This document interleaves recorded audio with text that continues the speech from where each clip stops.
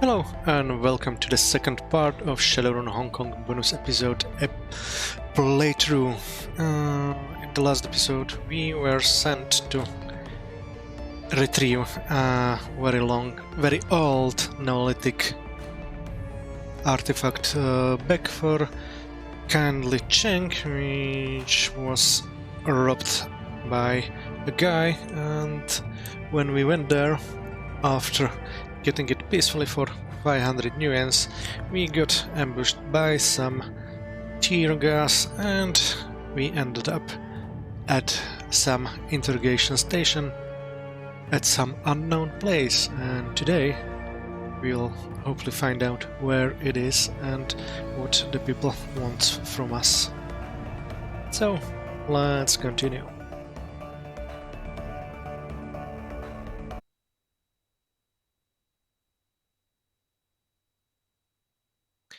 The Impound lot.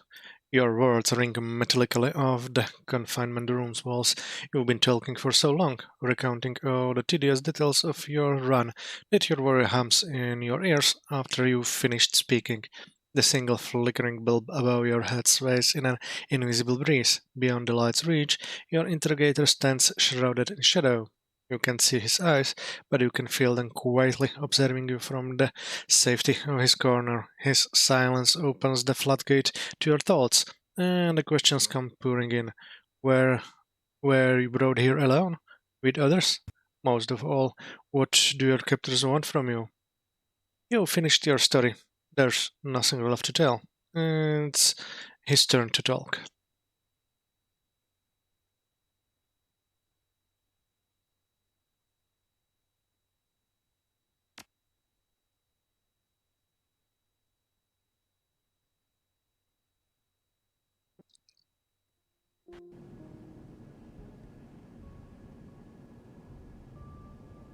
The troll lifts his audio recorder from the table and clicks it off. He stands in silence for a moment, looming over you, sizing you up. Then he pursues his lips and nods. And that's when we picked you up.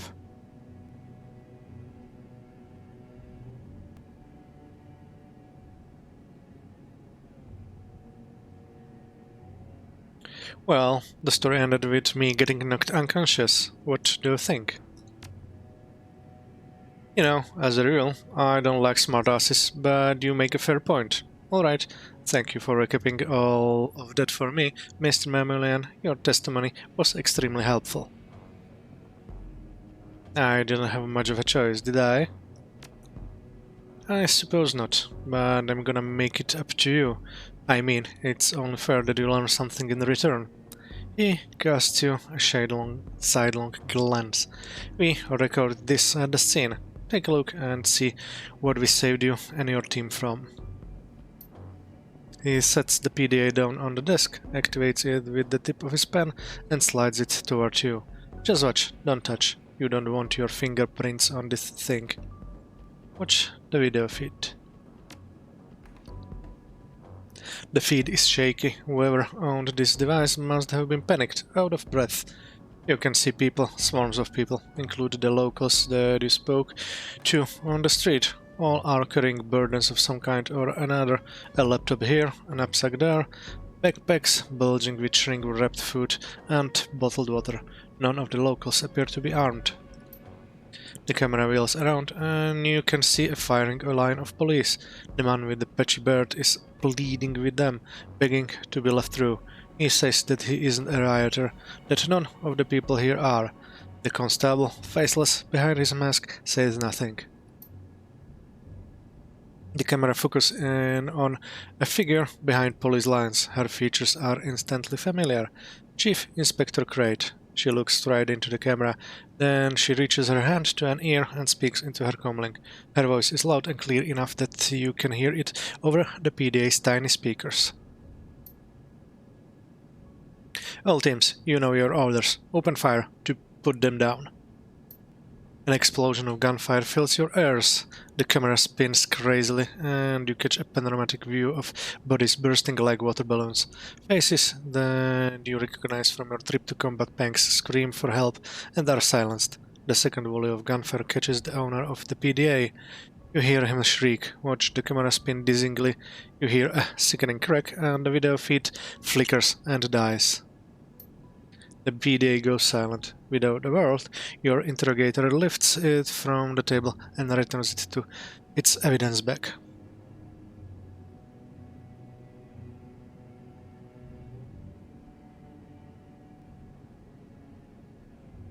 You think that any of this comes as a surprise? The SDO has a reputation. Yes, they do. And under Crate, they've earned it. Officially, the Special Duties Unit suppressed the riot, just like they were supposed to. That's the story that all of the news outlets are running with. Unofficially, it was a massacre, and if he hadn't pulled you out of there, you'd have been gunned down with the rest.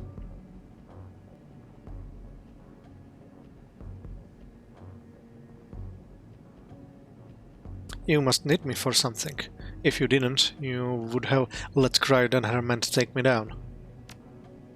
Solid reasoning. Let's just say that people at the top have had their eyes on you for a while now. You'll get all the answers you need soon enough. The troll stretches, slips his pen back into his breast pocket and flips his notepad shut. Then he taps a series of keystrokes into his PDA and the cuffs around your wrists go slack. The lights in the room comes up and for the first time you can see his face and the badge on his hip. HKPF, standard issue. A laminated card clipped to his breast pocket states his name, Inspector David Yank. Okay, I think we're done here.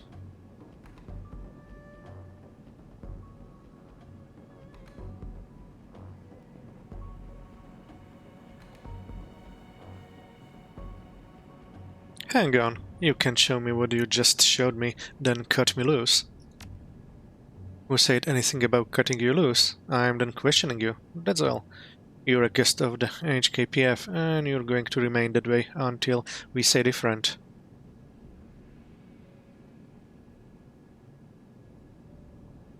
Guest of the HKPF? You're going to have to clarify that.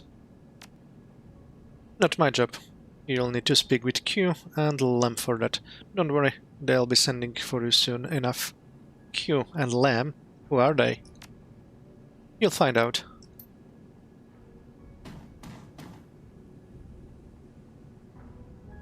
Okay, so this is interesting. I'm at the Hong Kong Police Depot and Special Unit apparently did some very nasty stuff.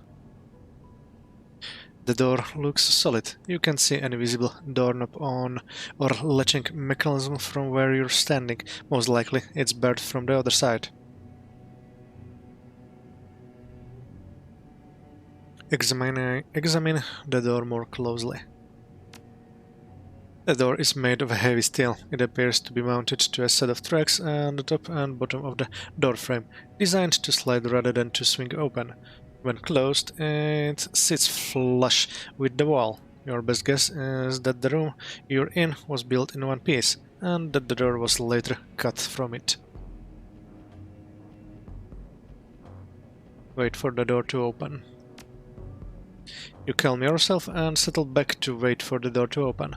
An interminable amount of time later, you hear the sound of muffled voices, followed by a good dull thunk. The scrape of metal direct over metal fills your ears. The doors pop open, but only a crack. A sliver of daylight streams through from the other side.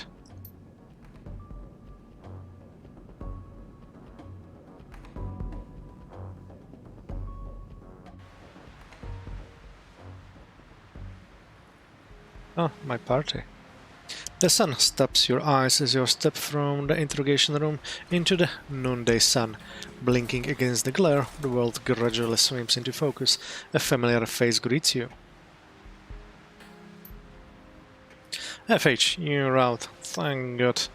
They had you locked away in there since we got here. True story. We only knew where you were because we could hear you screaming last night. She steps toward you, an expression of concern on her face. You okay, Memo? They didn't hurt you too bad, did they?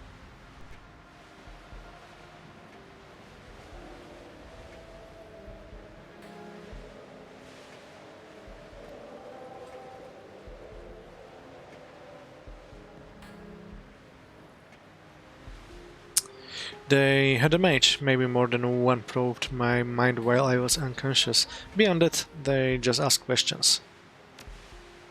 Magical interrogation? He lets out a low whistle. Starts pulling out the big guns. He shakes his head agitatedly. The thing is, they should have been interrogating us at the same time, comparing our accounts and memories of the evening. It doesn't make any sense for them to question you for hours while we're all sitting out here. None of this makes sense. Our captors wear the uniforms of police constables, but this isn't central booking. It sounds and smells like an impound lot, and guessing you like they did is anything but standard procedure.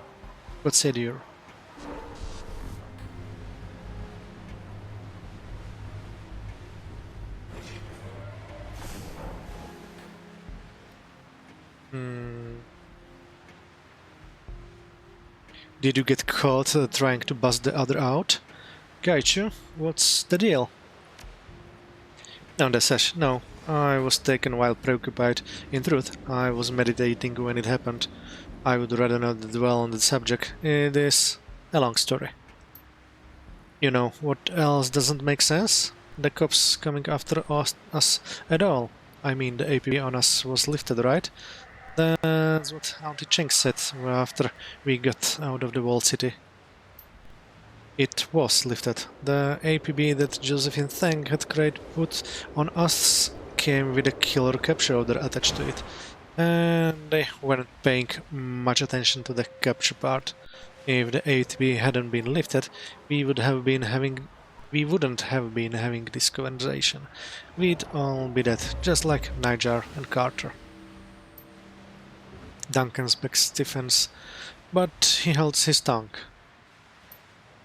We should be dead now, or in a secure facility somewhere. Instead, we're sitting in an impound lot, and not just us either. She gestures into the distance. At the edge of the impound yard, tethered to the docks, the rusting hull of the Kraken rises above its surrounding. Heavy chains snake up from secure moorings on the docks to heavy maglocks that clamp down on the vessel's hull. She isn't going anywhere. Interesting. They made a lot of effort to get us here. They didn't just arrest us, they arrested our damned boat. And those of us on board were taken along for the ride. He lets out an irritated grunt. No warning was given. They simply hugged us to a tug, cut away our moorings, and hauled us away from the harbor. Can you shed any more light on this, Adele Mamu? I mean, did whoever you talked to in there let anything else slip or anything?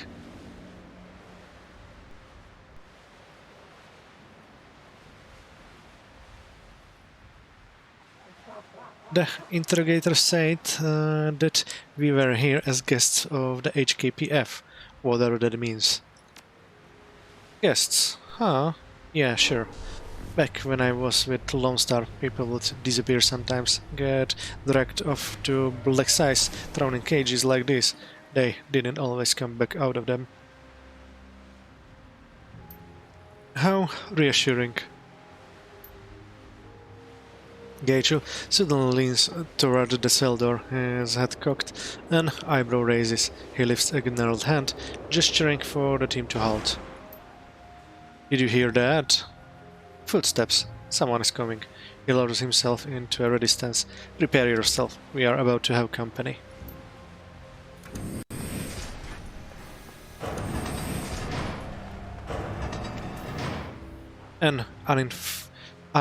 A uniformed constable wearing a surgeon's insignia passes through the set of double gates and into your holding pen. She walks with an air of quiet authority, her face an expressionless mask. A pair of wary eyes fix themselves on you. Mamu! Her voice is crisp and cold. Step forward, please. Why? What is this about? If you come along quietly and do as you're told, all of your questions will be answered. Now step forward, please. Senior Inspector Lam and Q wants a word with you.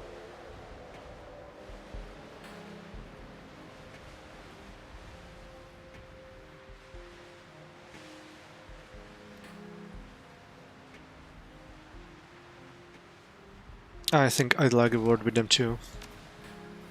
She nods, raises her PDA, and begins to type in a series of commands. That's the Reddit attitude. Very good. In a moment, I'm going to let you out of this cage. When I do that, I want you to make your way to the command trailer near the edge of the docks. Don't try anything stupid. You're being watched.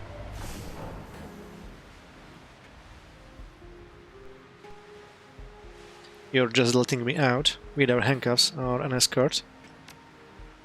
Wouldn't have been my call, but Q and Lam want it that way. Something about building trust. She punches a final button on her PDA, and the massive gates to the pen that holds you begin to rumble open. Go on, start walking. You don't want to leave the senior inspectors waiting.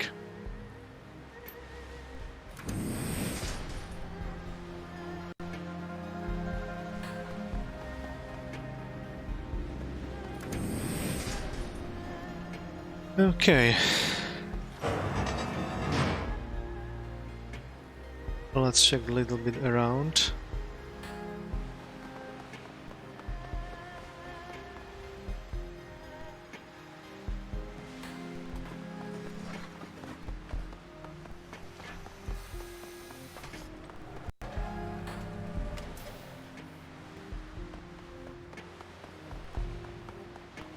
Yeah, I hope it doesn't work the way that the curiosity killed the cat.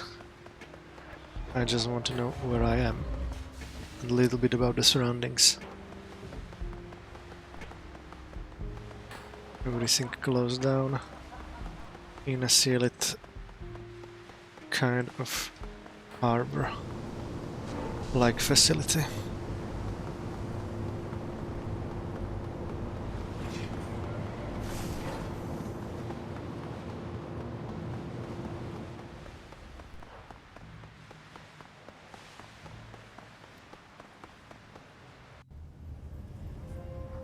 The cramped confines of the command trailer are packed to the gills with security-rated technology, terminals and surveillance packages, all stamped with the Mitsuhama logo.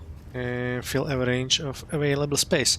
Just ahead of you, a pair of senior inspectors, one male, one female, stands over a command console. The man offers you a friendly smile.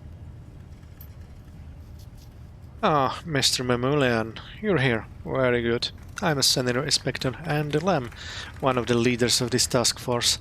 Thank you for coming so promptly. He extends a hand for you to shake. Shake his hand. Yeah, sure. The woman and elf retorts through a mouth that seems drawn into a permanent skull. Look, Lam, I've got a bastard of a migraine and our guest is a professional criminal. You think that we could dispense with the pleasantries and get to the business? Yes, of course. He offers a slight bow. My apologies, Senior Inspector Q. And as far for you, Memu, you must be wondering what you and your team are doing here.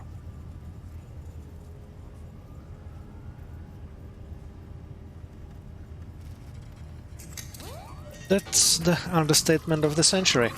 Where do you think, where do you get off kidnapping me and my crew? Q cuts in. It wasn't a kidnapping memo. We did you a favor by pulling you off of the streets. Yang showed you the video. You know what I'm talking about.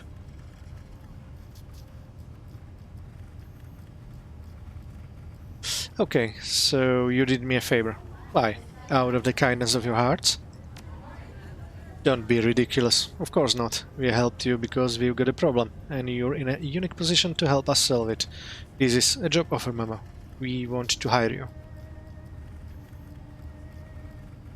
Unique position, huh? You want to tell me what you mean by that? We need to gather information on someone that you have a history with, someone that we suspect of criminal wrongdoing, but can't move on without proof. Pull up the file, Lamb. Lamb nods, and his finger dances over his PDA keypad. He raises the device to show you what he's pulled up on the display. From the device's tiny screen, a familiar face leers back at you. Lamb holds it to your face for a second, then pulls the device away. You have history with this woman. He phrases it as a statement, not a question.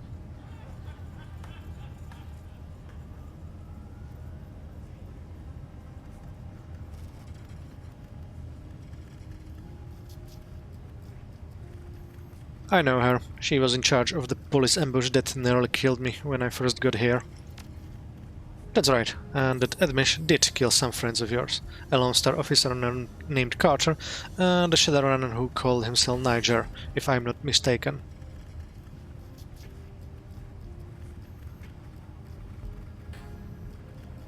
They were friends of friends, but yeah, they were shot through the head in the ambush. Crate's people are nothing if not efficient, and the Chief Inspector herself is a highly decorated officer, a leader of the HKPF's elite Special Duties Unit. Within the police force, she is universally respected and feared. She is also the unofficial face of the Special Duties Unit in the Hong Kong media circuit. When they need a talking head for a news broadcast, she is the one they go by. To her fellow inspectors, Craig is a hero and a role model. They go to bat for her without a second's hesitation. The woman has a lot of pull.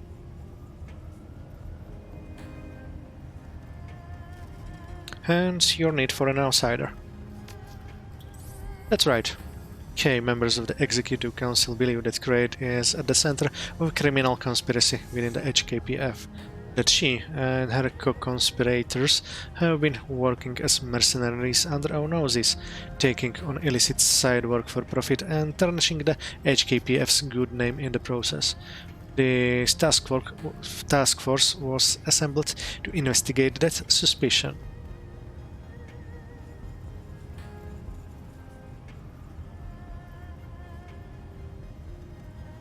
They believe that she's gone to bed?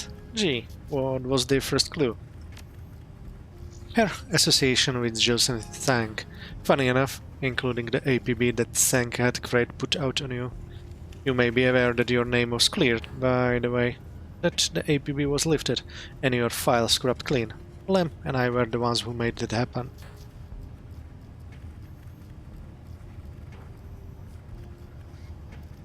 In that case, I guess that a thank you is in order. That won't be necessary. That APB should never have been called out in the first place. Rescinding it was the right thing to do. Now, we understand that the prospect of working with the police task force could feel foreign to you, and I fully expect that you have questions you'd like to ask. Lamb spreads his hands. If there's anything pressing that you'd like to know, I'll do my best to answer.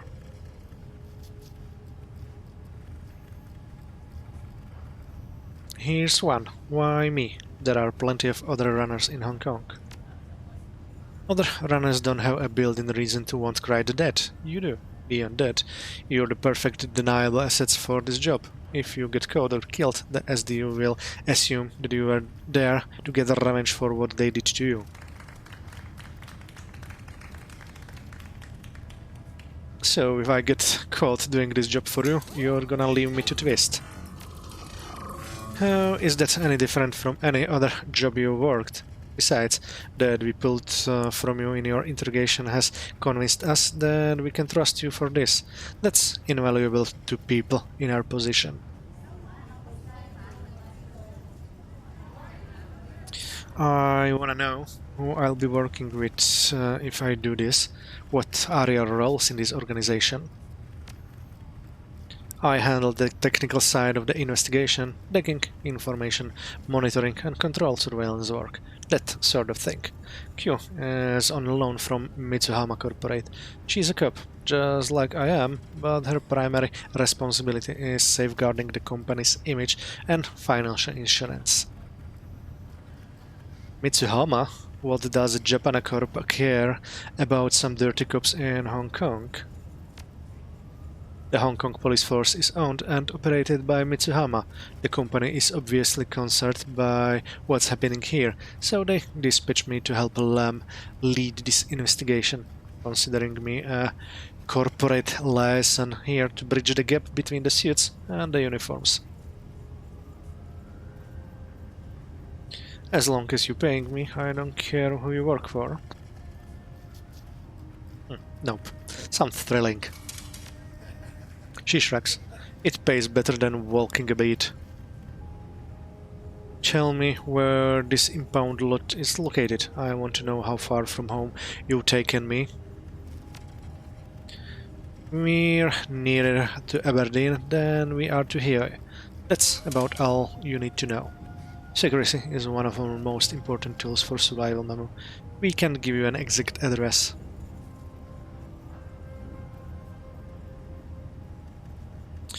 How the hell did you get my boat here without kindly Cheng stopping you?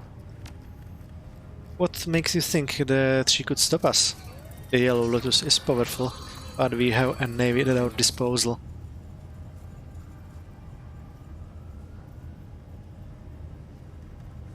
Navy? What did you do? Attack here? Of course not. We made a token show of force, and that was that. Kindly Cheng doesn't want the Marine Police parking a Sea Panther off the Hoy docks any more than anybody would. As highly as she might think of you, she wasn't about to risk a shooting war to keep us from towing your houseboat. I'd like to go back to here.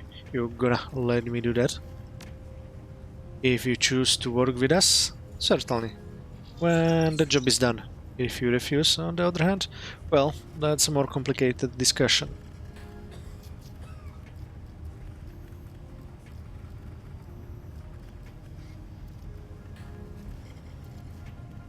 I told you said that I wasn't a prisoner here. Oh, you're not, but the thing is, you know about this Dark Force now. That's a security risk. If you refuse to help us, we are going to have to hold you here for your own safety.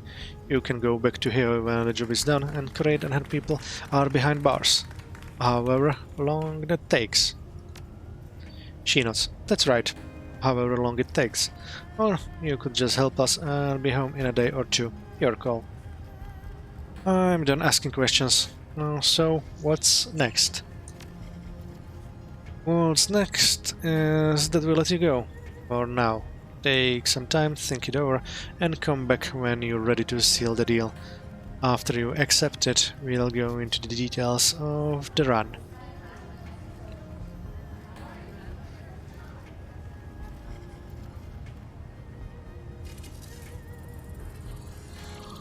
I'm not accepting anything from you without running it by my team first.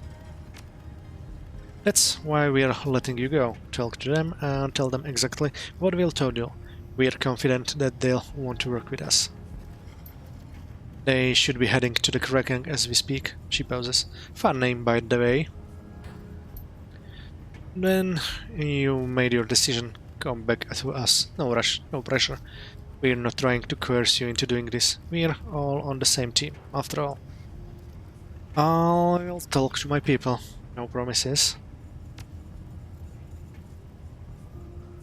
New objective, meet with your team and contact Kindly Cheng. Okay, let's see. So, the police wants me to make a cleaning in their own issues. A lot of garbage in the water. Almost the same as in 2020 in real life.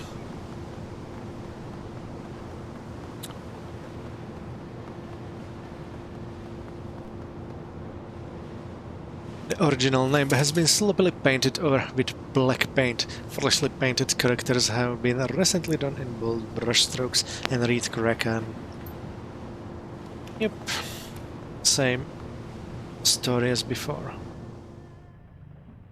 As you pass through the hatch and step into the familiar confines of the Kraken, you find your team waiting for you. Well, this is a hell of a thing. Gubet absent-mindedly passes a rat from one hand to another. The rodent squeals and chirps in delight. You said it again, show. Not our best day ever as a team. So, what's the deal, Memu? Who captured us? Are there really cops, or are we dealing with something else here?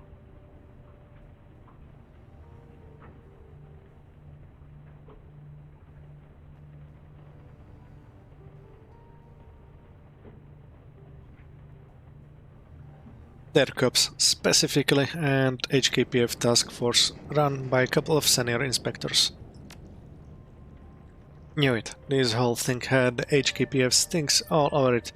They can dress up however they want, but at the end of the day, a cop is a cop. So, what does this task force want with us? Did they pitch their agenda to you?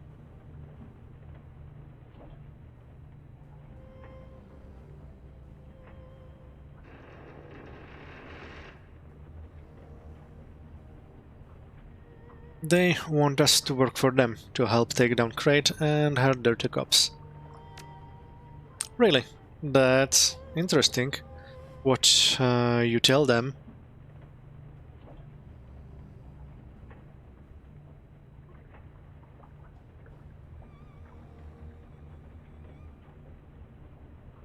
I told them that I wouldn't agree to anything until I ran it by you.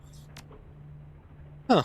Well, I guess it's nice to know you're thinking of us. So, what's our next step?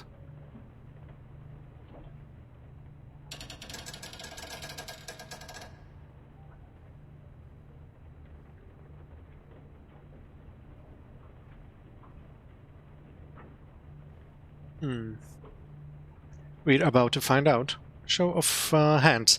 Who's willing to work for the HKPF? I think it's safe to say that we all are. I mean, it doesn't look like there's another way out of this. Plus, we can get the revenge for Carter. That alone would be worth the price of admission.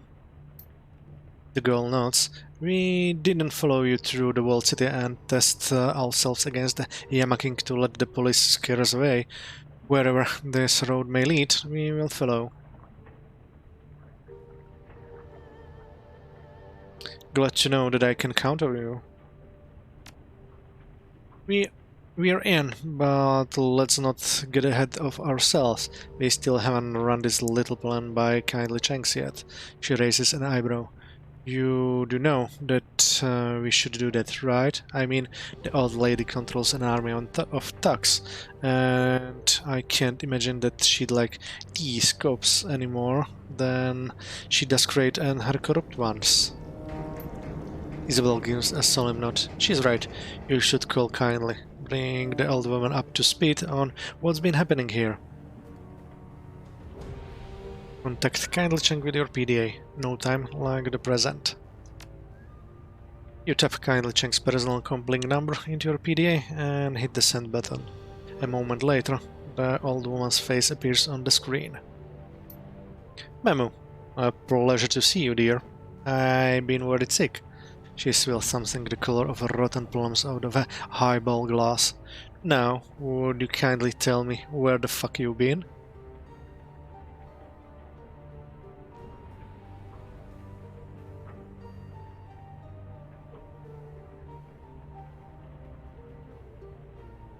In trouble, Auntie Cheng. Turns out the cops were still following me, even after the APB was called off.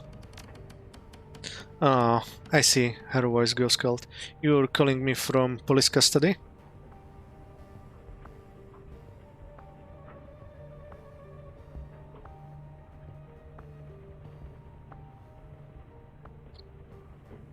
They haven't learned anything that they didn't already know. In fact, they told me to call you. There is a long pause. Then, finally. Tell me exactly what they say to you. Don't leave anything out.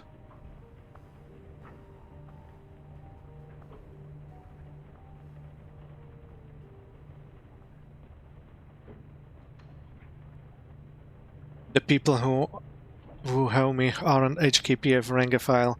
They're working directly for the Executive Council. The leaders of the group are called Q and Lam, Auntie Cheng. That's what the sergeant and the holding pen said. They're senior inspectors. Those won't be their real names, dear. Not if they're letting you contact me like this.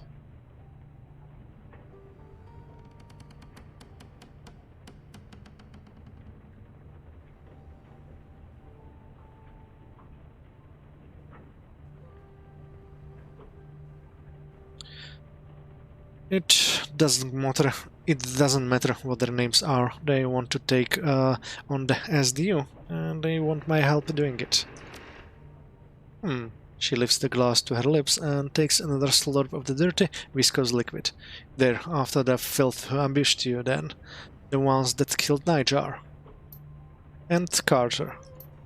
Nobody gives a fuck about Carter. You should know better than to interrupt me by now, Duncan Show. She dismisses the outburst with a wave of her hand. No, be a good boy and keep your mouth shut. Duncan clenches his jaw. He is clearly furious, but he says nothing.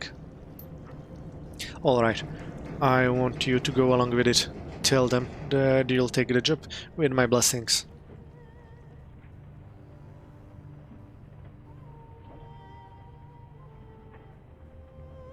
I'm sorry, you're going to have to repeat that. You heard me clear. You heard me, dear. I want you to tell the senior inspectors that you have my blessing. I always wanted to get a runner into the HKPF secure facilities, and here this task force is inviting you in.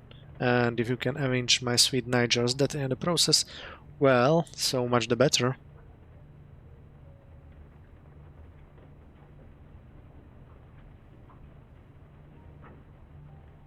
So, you want me to spy on the cops? Makes sense, I suppose. Just be smart, do nothing that could endanger the Yellow Lotus or myself, and report back to me if you see anything that could constitute a threat. Above all, keep your eyes open, and don't trust this task force of yours, whatever you do.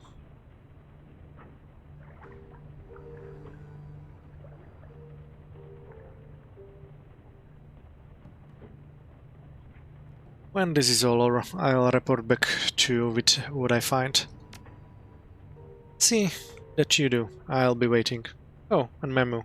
I'm sure that the police confiscated the Kong that you procured from Eddie Tang, the one that I paid you to retrieve for me. Get it back.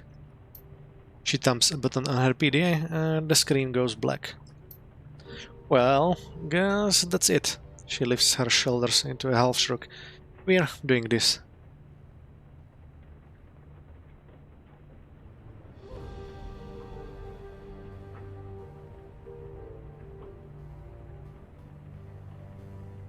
I don't like it, but I don't see what choice we have. We're prisoners here, whatever Q and Lem say. Then there is no more to be said. He turns away, his armor rustling as his body shifts. You go back to Lem and Q and accept the job. I will ready my gear. Objective complete and another. Return to the senior inspectors. Let's check the computer. Your workstation and mission computer. The cool blue tones of the workstation's main menu fill the screen. A blinking message in the upper right corner notifies you that you have 0 unknown messages. Access the Shadowrun BBS. Shadowrun connection established successfully. Link strength 100%. Spoofing 1. Group info null and none. Welcome to Shadowrun. Search BBS for relevant keywords. Topics matching local keywords. Threat. Crowdfund my Vladivostok trip. A lot of you already know me, but for those who don't, I'm IC Sasha, Russian 19. I've been digging in HK for over a decade. I have a business opportunity in my hometown, Vladivostok, and I have started a Pay My Way campaign to cover a no-frills round-trip ticket. Please support me, IC Sasha. You're a pal and all, but why don't you just save up your new and like the rest of us, Tiger Bomb? What's this business opportunity if it doesn't actually pay your way? Got any bonus funding goals? Panda tax? Good questions. Good questions. Well, Panda tax. I hope to move back to Vladivostok. My opportunity is a contact with a megacorp that does not have a presence in that city yet. But if it works, it will be a very good for my contact and very, very good for me. Bonus goal would be a one-way ticket to Vladivostok. I see, Sasha. Sold. I'll be delighted to spread the word to everybody, and I mean everybody. I know. Transferring credits now. Panda tax. Oh, I see. You're not skipping town without cleaning your Mahjong deck to me, are you? Bookish Betty. It's another one of my bonus goals. I see, Sasha. I'm paying you a visit, I see. Bookish Betty. No more posts in this thread. Checking mystery box for sale. I got a mystery item secured in a metal alloy casing, freshly liberated from a Yamadetsu warehouse. It wasn't ticking before, but it is now. Since I survived a bumpy motorboat chase, I figure it's safe. Since I don't have the engineering jobs to do, liberate it properly, it's going to the highest bidder, Adaptitude. So, it could be a beyond bleeding edge biotech prototype, or it could kill you. I got that right? Gustos. If you don't like it, don't bid. I do this all the time, man. People love surprises. It's fundamentally no different from a grab bag. Adaptitude. Except for the possible dead part. Seriously, who's plunked down new and on unidentified stolen goods? Gustos. I got the winning bid on a Fuji rattling container, giant box of Allen wrenches. 1-1, 2056. I won a vibrating briefcase taken from a high-level RS scientist office. Inside there was a, well, something you wouldn't expect to find in the workplace. Use your imagination. Party tune 33. Ew, Gustos. Anyway, it was in good shape, so I regifted it. Party tune 33. And I'm out. 1-1, 2056. No more posts in this thread. Looking for romance. Wiry, handsome expat male looking for passionate encounters, not picky. M or F. I enjoy hitting the night markets when I'm not tinkering with my drone or infiltrating AAA megacorps. No smoking, no recreational drugs. In professional capacity, okay. Flexibility a must. Sometimes needs to cancel dates at the last minute due to gigs incarceration. First aid skill a plus. Anonymous 9746. How's the dating scene here in HK? Just arrived in town. Got any tips? Where can I go to find that special girl? Data surfs up 37. Honestly, HK is better for fleeting license than longer-term engagements. Anonymous 9746. You should check out Frolic in Lan Kwai Fong. The music is loud and freaky, and so are the clubbers. The scene can be a little rough, though. I hooked up with this crazy elf there once, and every time I run my hands over this card issue, it really brings me back. It's not for everyone, though. Plus, I'm no partially deaf. Kenny did a whoop whoop. Can I get a whoop whoop? Oh my, that names some of these names. Have you tried Happy Valley? I'm not even kidding. Very intense long-term relationship can spring from the heart-pounding thrills of the racetrack. Circuit Circus. Well, you can always try romancing somebody on your team. If you got one, Shenzhen Joe. Shudder. No, that's a bad idea. Give me Matrix dating any day. Anonymous 9746. No more posts in this thread. Vultures and the Walled City. I just saw some corporate suits scouting around the Walled City. gentrification imminent, and the rebels barely settled in the slum. Hotpot 888. So, the moment that life takes a turn for the better in the walled city, some corp smells a profit and moves in. Appalling. Lantaulin. But they buy up the tenements, tear them down, and put in luxury coffin apartment complexes and a helipad, so the well-heeled don't have to thread through the filth at the street level. Hotpot 888. What about the yellow letters? Can't see a triad letting a corp waltz in and demolish a source of revenue without so much as a whimper. Giant robots pew pew pew. So that's the thing. Both guys are nowhere to be seen. Hotpot 888. You know, some red envelopes changed hands. Aggravator. UN talks, but the suit still brought plenty of private muscle. Clearly not taking any chances. Born in the UCAS. No more posts in this thread. Okay. Let's check on the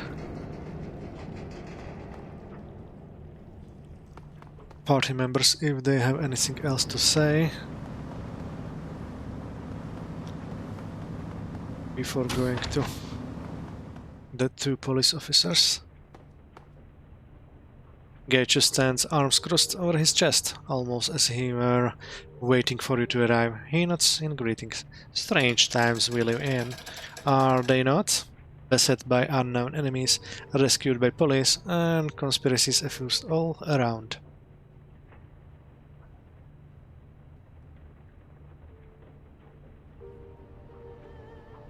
It could be worse. We could be on fire. That is a novel way of addressing the problem. Should you ever feel that you need some perspective, I will be certain to grab a can of fuel oil, douse you, and remind you that things are now worse. Now, my friend, how can I be of assistance? How are you holding up with all of this? Gaichu shrugs and waves a hand in the direction of the door. Duplicitous corporate managers, triad gangsters, or police. What really is the difference? None can be trusted fully. Each one would sell us out in a heartbeat if we benefited them in the long term. Yet I continue to be paid, and so I will remain. Do not be fooled by our benefactors. If everything they wanted were to be granted them, and they could earn promotions by arresting or killing us, they would. Money and power rule the city and everyone in it. It is a ravenous maw that devours the weak. I care little for their aims, other than that I can profit from them.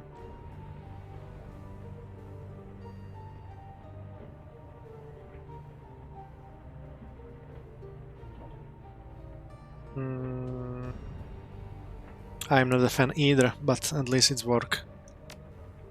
Yeah, that it is. My only concern is that what will happen when the work runs out? Will promises be honored, or will our benefactors, as is all too common, become our betrayers? The ghoul lifts his chin, taking a deep breath in through his nose. Where you go, I will follow. My only counsel at this time is to be cautious. Watch your back and be prepared to have a way out. What do you think of our benefactors? I wonder if they did not overstate the danger of Kraid and the Special Duties Unit. I do not fear much, especially nor the SWAT team. I believe that they are overstating the danger that she posed to us during the riots. Certainly she is dangerous, but then so are most of the enemies we've faced. Consider it, we thwarted a AA corporation, survived the police, APB, and stared down a god of death from beyond at the depths of known astral space. A SWAT commander seems to pale in comparison. Don't you think? As for our benefactors, keep your eyes open for all of her foul-mouthed posturing. I have admired kindly Cheng's insistence that we trust no one but her. I do not trust Q or Lamb. Lamb's enthusiasm is cloying false. accuse a corporate soldier and would no doubt execute us without a second thought if she were ordered to.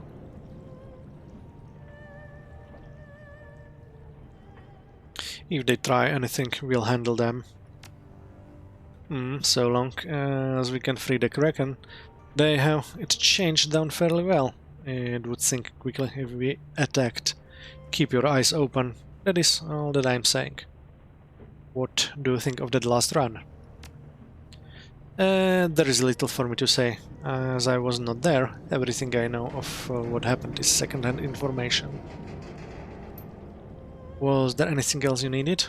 Talk to you later, Gaichu. Okay. Rakter time. Welcome back. Was there something else that you needed? What do you think of that last run? The run itself was fine, I suppose. Simple and straightforward, with minimal complications. In truth, it was nothing to write home about. You already know my feelings on how the job ended, and the predicament that we now find ourselves in. He taps the end of his cigarette against his workbench, scattering ash over its surface. But who knows, perhaps, given kindly Cheng's interests in our predicament, we will find some way to twist all of this to our advantage. Now, do you have any other questions, or shall I return to my work?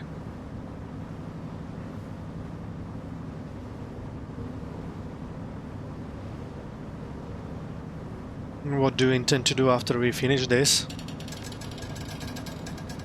He shrugs. I suspect that I'll return to what I was doing before we got press-ganged into working with the HKPF. I will Shadowrun for funds and entertainment, and spend my spare hours working on and refining my mechanical counterpart. Koshchei scurries forward and Rekta rests his hand on the drone's chassis. The drone rubs up against his leg like a dog, light glinting over the smooth contours of its hardened body.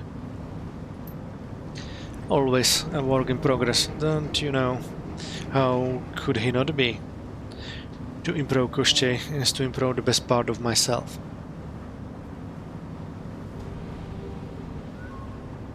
So, you're saying that you'll never be finished with Koshchei? I sincerely doubt it. Koshchei is my masterpiece, and I will continue to refine him until I die. He smiles, his eyes twinkling.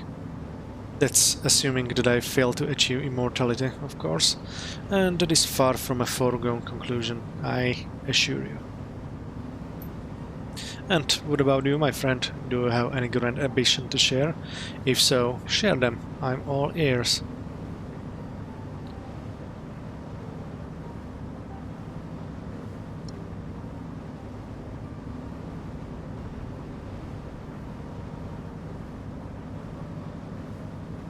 I can't say what my plans are for certain. We'll just have to see how this thing plays out.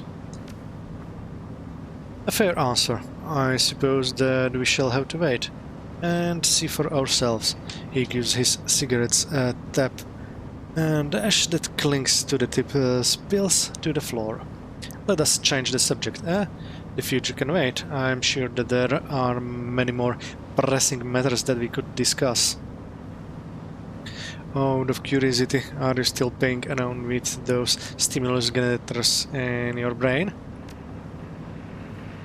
I wouldn't say that I was playing around with them. No, I'm constantly using them to fine-tune my brain stimulus responses, of course, but that hardly continues play.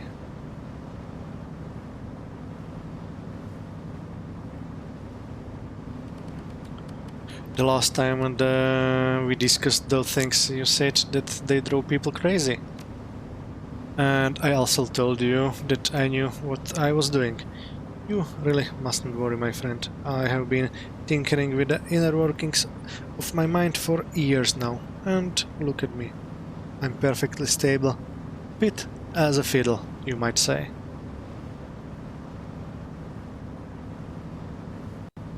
And what have you been doing with those things, if you don't mind my asking? For the past few weeks or so, I've been experimenting with synesthesia, training my brain to associate certain colors with certain tastes, sounds with touch, that sort of thing. He snaps his fingers. You hear that? Just a click, yes? But it's something else to you? Oh, it's still a click, but when I hear the sound, I also feel a tingle in my spine, and my tongue registers the flavor of bourbon and strawberries. What possible value could that have? That was just a small test, my friend. Soon I will know enough to push the limits of the system, and that is where the practical applications come in. Imagine the combat advantages. The sound of Koshchei's claws on steel produced a palpable sense of well-being. Or, if I could judge the severity of a bullet wound by the volume of the pinging in my ear. Yeah, I get it. Just be careful, Rakter. This feels like playing with fire to me. Of course, my friend. Always. You have nothing to fear from me. Gotta run later.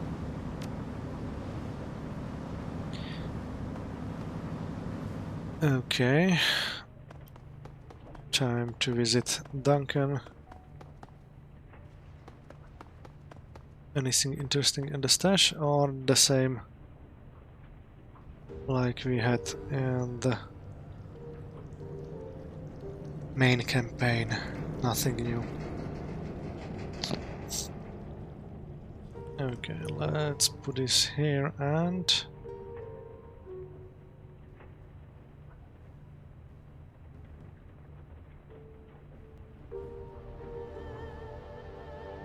take this.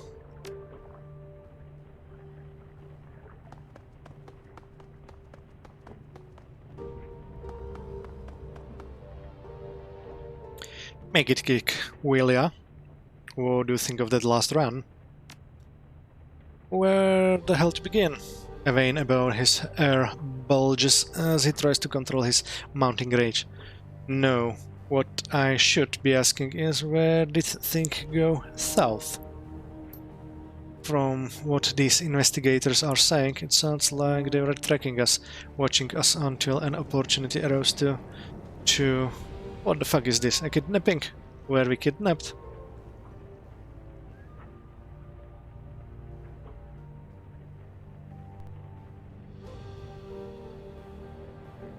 Ask anyone around here and they'll say we were taken into custody for our own good. Bullshit. He absent-mindedly rests his hand on top of his holster. We still don't have any real say in this. We walk away and Crate Troops jumps us. We stay here and our every move gets monitored. Sure, we stand to lose more if Crate gets us, but staying here is like being prisoners with off-site permissions. That isn't how I want to live. He lets loose a long sigh, composes himself. Don't know what we can do about it. We weren't given much of a choice. But if you think of anything, I'm all ears.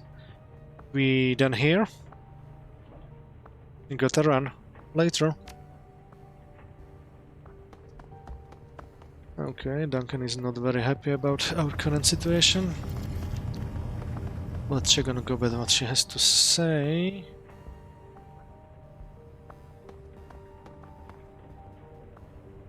Gobet's cabin looks cleaner than you remember it. Turning your head, you discover the reason why. The mountains of dirty laundry and food packaging that usually lie strewn across the floor have been gathered into an impressive mound in the corner. Madness and folly scurry along the perimeter of the heap, sporadically ducking into and out of the layers of discarded clothing. It's looking good, holding its shape, even. She chews her lips contemplatively. A couple more pizza boxes to help distribute the load, and I could move right in. Pizza boxes? Her head bobs enthusiastically. Absolutely. Corrugated cardboard is the undisputed king of nesting materials. Lightweight, strong, easy to fold, and in a pinch you can shred it for insulation or kindling. Plus, they smell like onions and basil.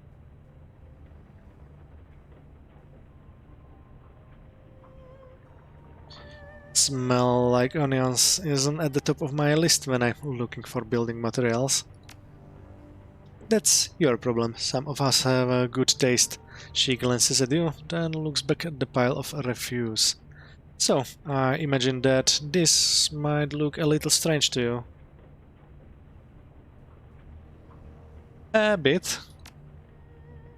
Yeah, thought it might. Look, Rat likes nest. It's kind of one of her things, and given everything that's happened today, I wanted to commune with her, so I decided to build one. Doing my totem round helps me get my head right. You're commuting with Red by piling garbage in the corner? Clean garbage. It's all perfectly hygienic, and I'm not piling it. I'm making myself a nest. It's what Red would do in our situation. See, the only thing that Red likes less than wide open spaces is living in captivity. I'm right there with her on that. The whole getting gassed and waking up in a cage thing has me a little on edge. I'm getting closer to Red by making myself a solution, just like she should. Like she would. She kicks the base of the mound of clothing, the entire thing shudders, then collapses in a heap of the ground.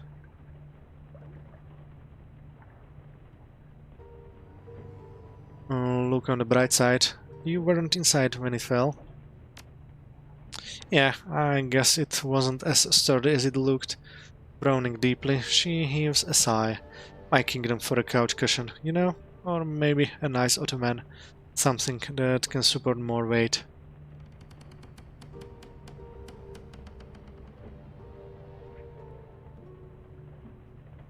I keep my eyes open. Maybe one of the boats they've impounded here has a futon or something. No, it's okay, don't bother. She turns away from the now ruined pile of laundry and refuses rubbing the bridge of her nose between her thumb and forefinger. The magic is gone anyway.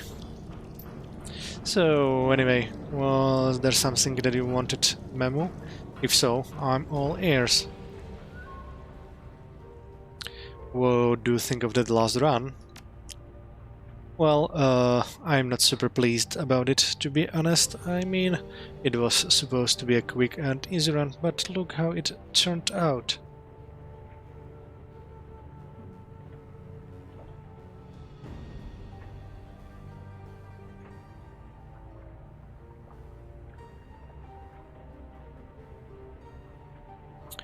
I thought that you were okay with Q and Lump's plan. You wanted to get revenge for Niger, right? Yeah, of course I do. That doesn't mean that I'm happy about everything that happened to bring us here. We were guessed, Memo, kidnapped, and we didn't even get any of Pank's chicken wings. As Shadowruns go, that was some bullshit. Anyway, let's talk about something else. Got any more questions for me? If so, go ahead. I'm all ears. Hey, Gobet, is that the Deckcon noodle extruder? She gives the looming machine an uncertain glance. Yeah. Yeah, I think it is. What is it doing here? Your guess is as good as mine. It sure as hell wasn't in my cabin before we left for combat Panks, and I can't imagine why the cops would have put it in here. She bites her lip, a nervous expression on her face. Maybe it followed us home from DECCON. Followed us home? How could it? I don't know, alright? It's just here, waiting. Waiting for what? I don't know, alright? I don't know. Let's just change the subject, okay? Maybe, if we ignore it, it will go away. How are you doing with all of this?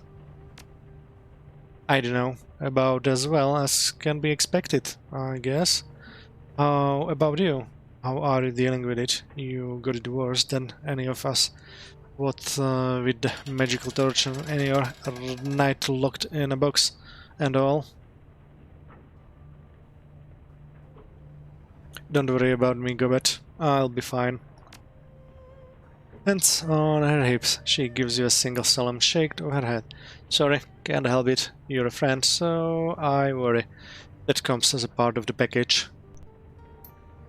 With that being said, I do believe you when you say that you'll be alright. She offers you a lopsided smile. I think that we all will.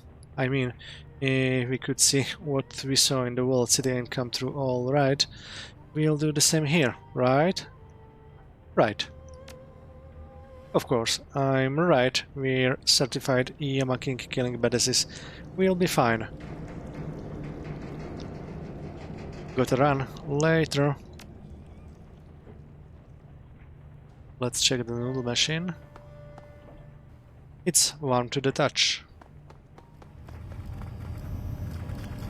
And Isabel raises her visor. What's up?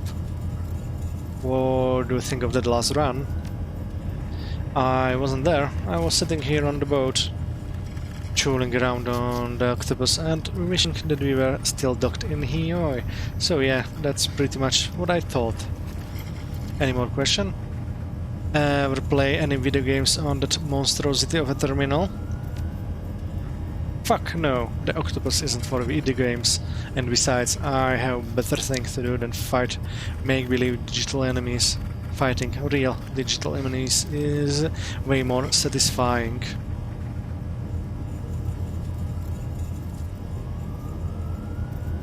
You've never played a game on the octopus? Not ever? Not a video game. No, she looks away. Like I said, I'm not a fan.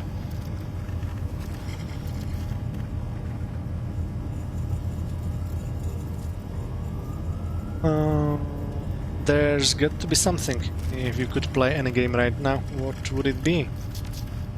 Hide and seek. She points toward the door. You go hide. I'll stay here and count. She leans toward you. 2 million. She leans in farther. In binary. Killjoy. She crosses her arms. You asked. That's all for now. See ya. Okay, that was funny. So, let's go visit the two detectives again. Let's check if there are some other guys to talk around. Probably not, but you never know.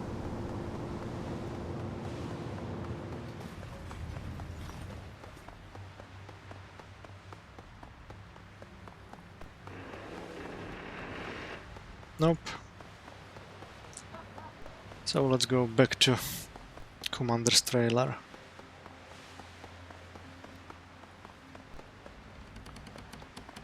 Now this one is clear as well.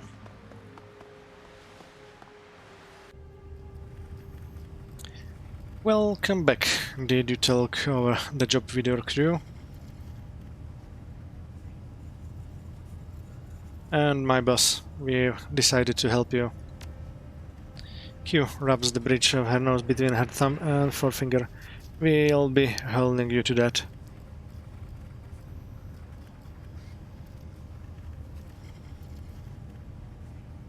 A veiled threat. Great way to start a business relationship. Lem heaves a sigh. Nobody's threatening you, Mr. Mammalian. Senior Expectant Q was just being careful. As long as you don't try to screw us over, you got nothing to worry about.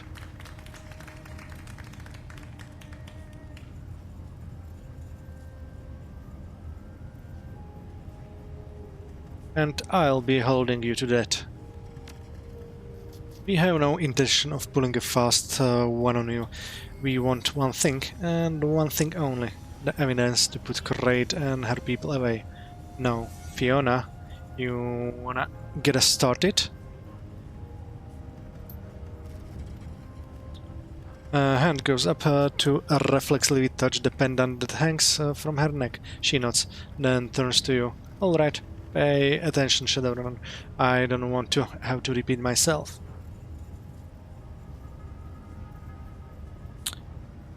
And I don't want to be here at all. But that's where we're at, isn't it? Yes, that's where we are. So shut up and listen. We know that's great and her people are dirty, but we don't have any ironclad proof. We'll need to get our hands on some, if we want to move on her.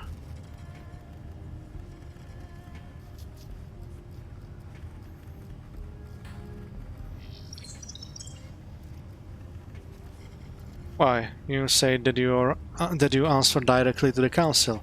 Just arrest the woman and come up with justification afterward. She shakes her head. No, we can't act on suspicion. Crate is as popular as she is powerful.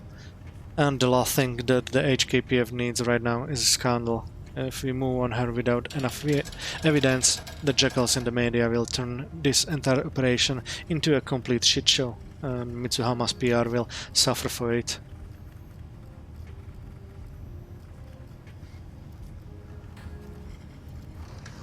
We can't have that, can we? She stares at you, a humorless expression on her face.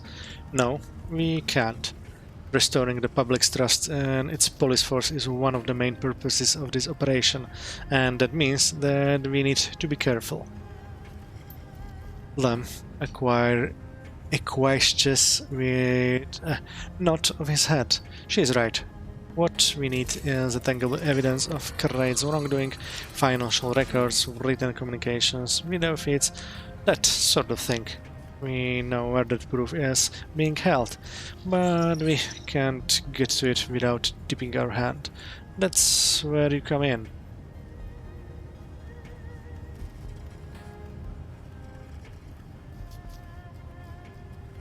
So this is going to be a covered up then.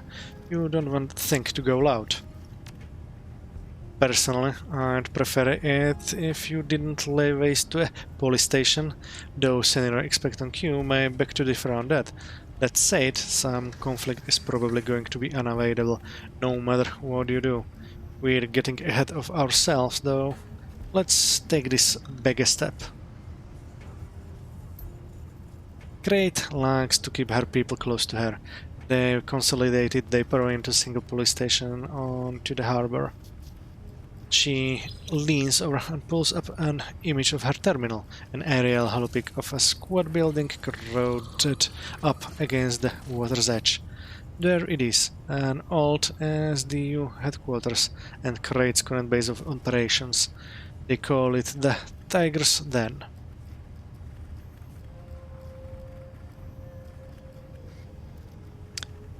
Any special significance to the name?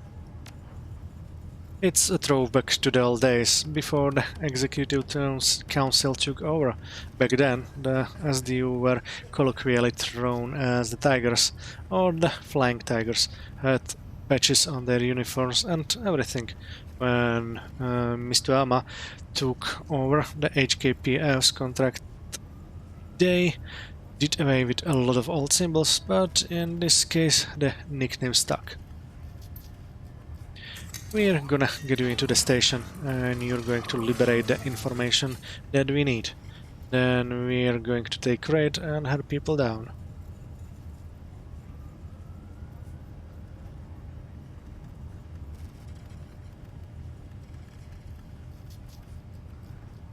I'm hearing a lot of general talk about what's going to happen, and precious few details as to how.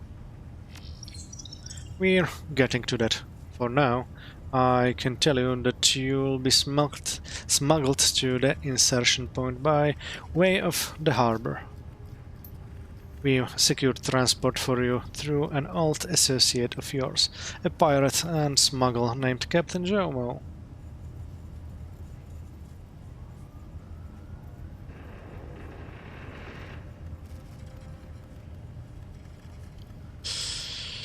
You're working with Shadowrunners and a pirate? Aren't you supposed to be cops? She shrugs. We're a small task force. We work with the tools we have. So long as you and Jomo can both follow basic instructions, everything should work out fine. We've already provided him with a copy of the station's timetable. He knows when they'll be flush with cops and when they'll be running a skeleton crew. He'll time your arrival so that you'll have minimal resistance to contend with.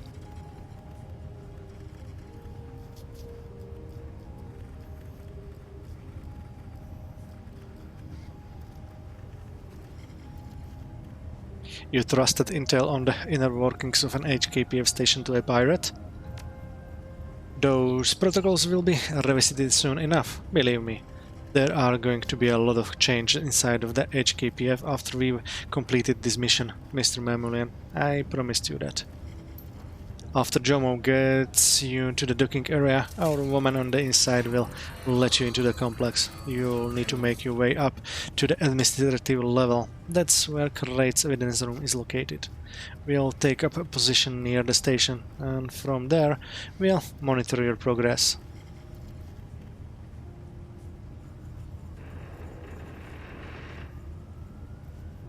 Monitor us? How? She lifts an object from the desk and tosses it to you, a portable surveillance device. Your team will be outfitted with MIGs, body cameras and condition monitors before you leave. We'll have a clear view of what's going on inside of the station.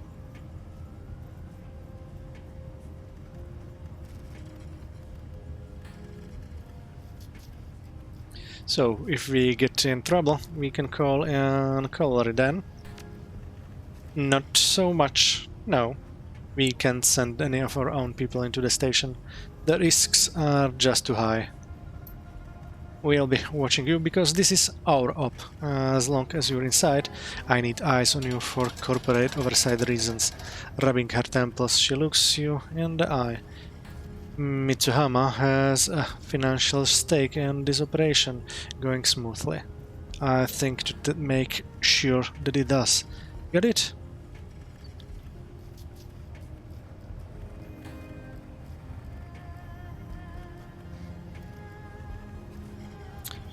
You'll be spying on us, but if you land in hot water, you won't lift a finger to help.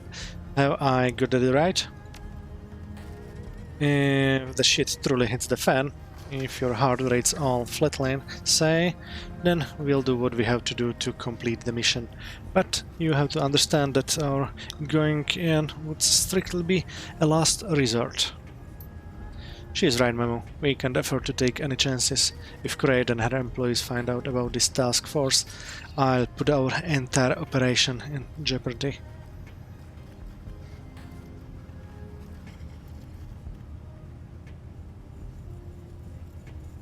And if I get caught?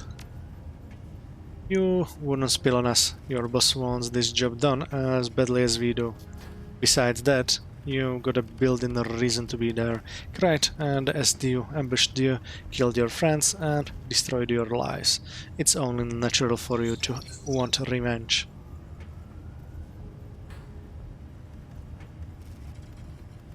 I'm getting why you chose me for this job.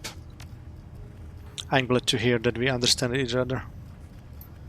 When you get to the admin level, you'll be stepping into hostile territory. Crate and her people have more or less taken over the whole floor, and they won't think twice about putting a bullet in your head if they catch you there. If you encounter any resistance up there, you're gonna have to shoot your way through it. They won't give you the chance to do anything else. I'll be calling in favor with Mitsuhama to bring down the station's comm, so you won't need to worry about them calling in outside help. Anyone who's already in the building is your problem to deal with. What's my objective? The evidence room. The proof that we need should be stored on disk in there, or maybe in a terminal. You'll be looking for a log of bribes accepted by Crate and SDU. We could also use any other proof of corruption that you can find. Transaction records, archived communications between Crate and her clients, that kind of thing. You'll pull the evidence, get back to the boat, and return the package to us at the impound yard. We'll analyze it, and once we're sure that we've got her nailed, we'll make our move on Crate. Alright, so I find the evidence room, grab the data that you need, and back to Jomo. He'll bring me here to hand off the data. That's about the size of it. Think you can handle it?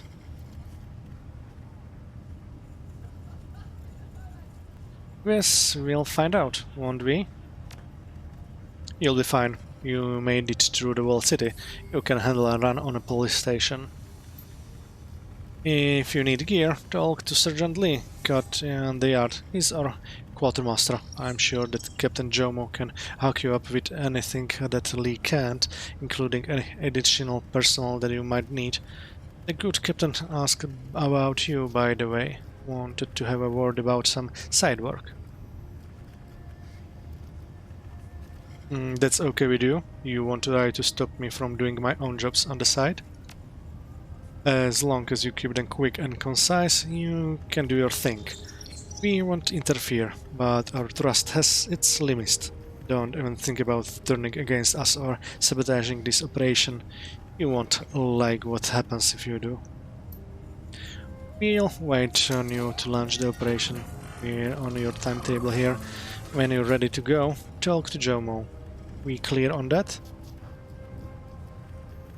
This isn't my first rodeo. I know what to do. Good. We'll see you at Kreitz compound, then. Okay. Objective complete. So, let's check on the guys with their stock. The constable standing before you is rail thin, with a wiry build and lantern jaw. A pair of wire-rimmed glasses perch on the bridge of his nose, and his neck is wrapped in a sinuous tattoo. He glances up from his PDA, locking eyes with you.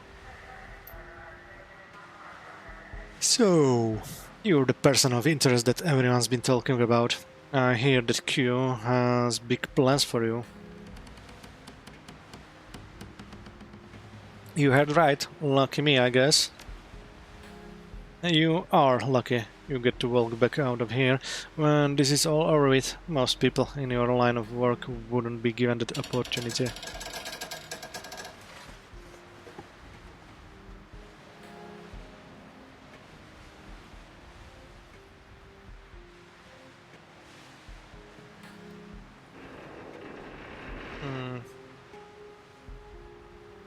Tell you what, you go for a long walk in here, let the Lotus take you and put you in a cage. Tell me how lucky you feel. Yeah, I'll pass, thanks. So, is there something I can do for you, Renner? What's your name, Constable? I go by Huey. You're Mammalian, right? That's what it said on the form. Call me Mamu. Never been a big fan of street names. They feel kind of immature, don't they? Like a kid playing make-believe. He shrugs. You wanna go around pretending to be a Mamu, the big-time criminal. You knock yourself out. To me, you're Mammalian. I was just passing by. Didn't mean to distract you. He shrugs. It's fine. It isn't like I was doing much anyway. Things are pretty quiet right now. I have to go. He waves you away. Go on then. Okay, this guy has nothing to offer. Just in case to talk to him. Hey, again, something I can do for you. I have to go. He waves you away. Go on then. Okay, let's check other people.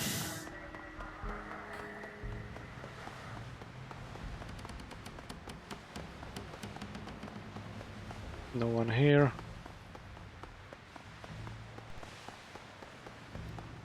Medical trailer. Oh, let's talk to Quartermaster first.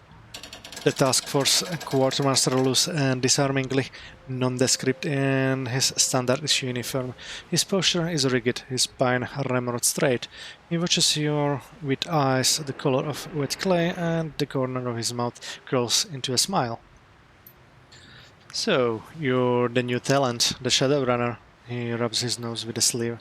The breast told me that you've got clearance to buy here, so your money's welcome. If you need supplies, I can outfit you for a reasonable price. He gestures at the array of gear behind him.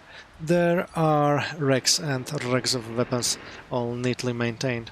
Off to one side, a pile of reinforcement Duraplast crates catches your eye. They all bear the HKPF insignia, but you can also see stickers on their casings. Mitsuhama, Agent K, RS Arms, they look to be military surplus. Can't sell you everything, of course. There's some gear back there that's technically off limits for someone with your clearance level. Have a look though, see if anything catches your eye, and if you're cleared for it, we'll talk price.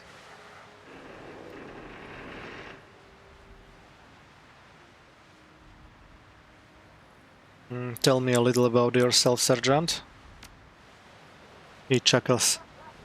Don't really think there's all that much to say. Been on the force for 22 years now, and I've been loaning out gear for most of it. Got a wife back home, a couple of kids, that's about it, really. His sentence trails into an awkward silence. Look, I've never really been one for small talk. You wanna talk about armor or armaments? That's what kind of security fabric is best for stopping a ceramic knife. I'm your man. If you're looking for anything else, though, you're barking up the wrong tree. Not trying to be unfriendly, mind you. I'm just not a people person per se. Fair enough. Suit yourself. So, you have some other business here, or?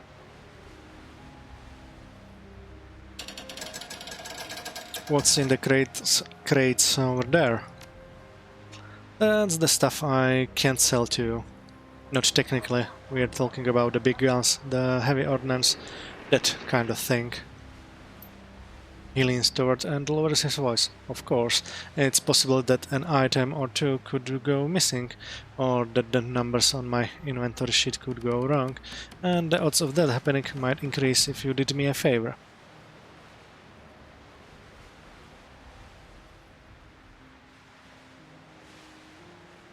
Oh, and what kind of favor are we talking about?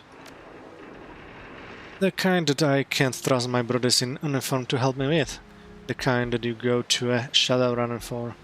You help me out, and it's possible that some merchandise could find its way from those crates to your boat. You never can tell. Describe in detail what you need me to do. A friend of mine is in trouble. Bad trouble. I'd be first in line to help him myself, but my hands are tied. I know exactly what happened to him and why, but I can't intervene to help save his life. You help my friend, and maybe I'll forget to carry the one when I'm writing out my next inventory control sheet. I've already done the legwork. You finish the job for me.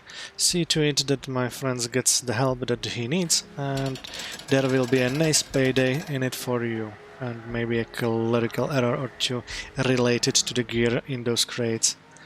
You'll still have to pay for the gear, but I'll do the work to make sure that nobody notices it's disappeared. His finger dance over the touchscreen of his PDA. The screen flashes twice in response. Just forwarded you the pertinent details. You'll find them on your mission computer. Please, don't drag your feet on this. My friend really is in terrible trouble, and he won't hold out much longer. I'll take a look. No promises though. Thanks. Now, you wanna look at any of the gear that I've got on the rack? It's up to you, pal. Just say the word. How do you get involved with this task force? He shrugs. Got assigned to it the same way that most of the constables here were. Believe it or not, this wasn't a voluntary assignment for most of us. When the Executive Council hands you an edict, you follow it. I need supplies. Let me see what you've got on the rack. What are you interested in?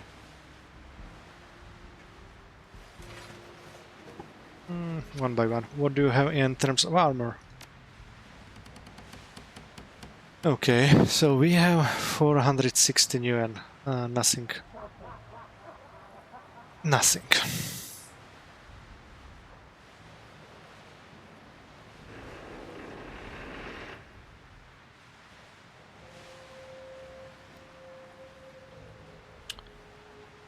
Okay, no better armor than my own. Anything else? Yeah. The drones, please. Oh, it looks pretty similar to the inventory of the handsome guy and here. Anything else? Yeah.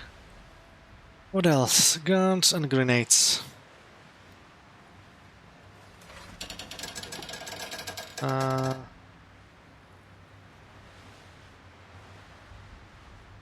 Ceska Black Scorpion.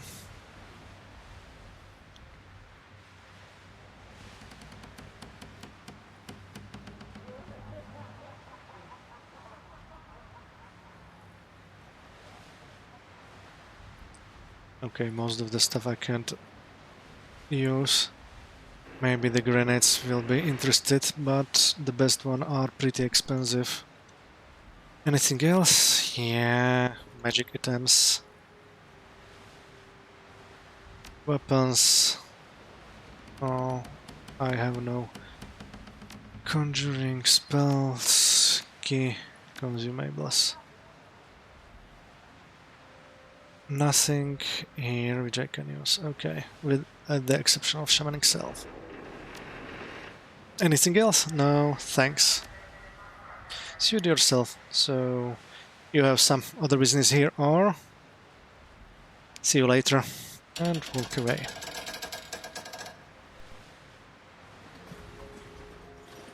Trench-coated man. A solitary man stands by the rear of the command trailer. He's got a PDA on one hand and kind of harbin ice brand beer in the other. His eyes are intense and he taps rapidly on the PDA screen in between sips from the can. In addition, a peculiar odor lingers around the area. The stench could be best described as a fusion of custard, cinnamon and raw sewage. 1 second, I'll be right with you. Gotta finish checking my fantasy urban brawl stats. He continues to tap away for a few moments, then slides the PDA into his pocket, draining his beer. He crumples the can and tosses it into a nearby bucket that's already filled to overflowing with empty bottles. There we are. Apparently satisfied, he turns to face you. Now, what can I do for you? Your Cantonese accent doesn't sound local. He cocks his head, a surprised expression on his face.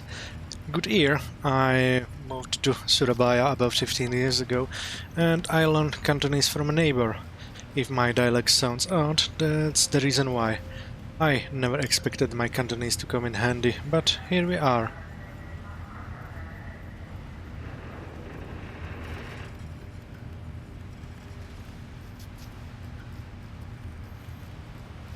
Don't you want to learn to speak it like a native? I know. Why learn the language if you didn't expect to use it? He arches an eyebrow. Why do you buy a fire extinguisher if you don't expect it to be on fire? Just in case, man. I speak 12 languages including Yoruba, Salish and Latvian. Hell, I even speak a little Basque. Try and get use out of that one. I'm good with languages. The ones I don't know, I chip when I have to. But it's better to know things that never come up than it is to need to know something and have no idea what you're doing. Besides, I can order a beer in anywhere in the world. Guaranteed. Hell, on the off chance that your bartender only speaks Esperanto, I've still got you covered. Who are you? You don't look like a cop. I'm not, he shrugs. But then again, neither are you.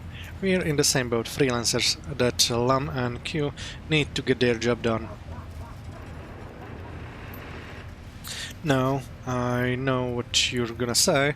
Working for the cops is strange for a freelancer, right? But I figure it's a steady paycheck, so why not take the work from the when it's offered? Plus, it's safe here. It's not like I'm gonna get shot at hanging around this impound lot.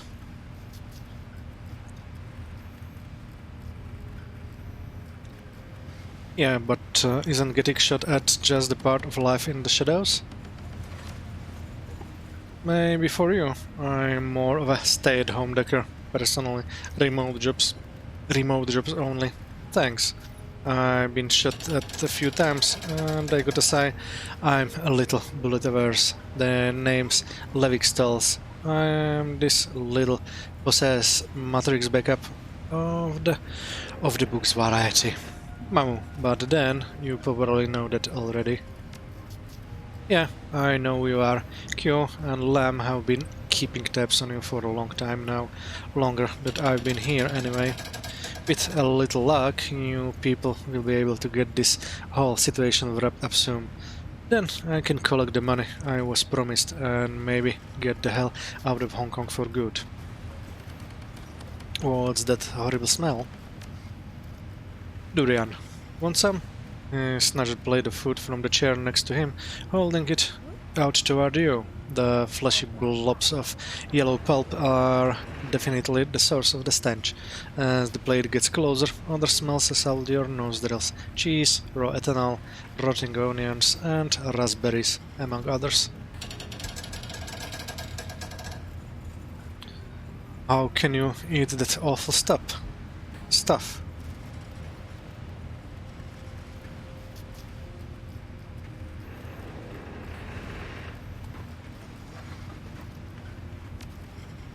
There's nothing like durian in the entire world. It tastes amazing and you can use it to make so many different things. Crepes, pancakes, gelato, donuts, you name it. It's a shame that Q and Lam don't like the smell. That's why they sent me out here. Said I was thinking up the trailer. Gee, I can't imagine why. Haha, some of us just have more sophisticated tastes than others. So why are you in Hong Kong if you want to leave? Levick rubs the back of his head and inhales sharply. His expression grows sheepish. It's kind of embarrassing to tell you the truth. I'm sure I've had worse. He sighs with a shrug. Alright, I'll tell you if you insist. It's like this, okay? I take field jobs sometimes. I don't like it, but with some gigs, you just gotta be out here in person. This job was close to home, at least. A runner team in Jakarta had been contracted to steal an animal, but they didn't have a decker. My fixer put us in contact, and there I was, slicing through IC for them.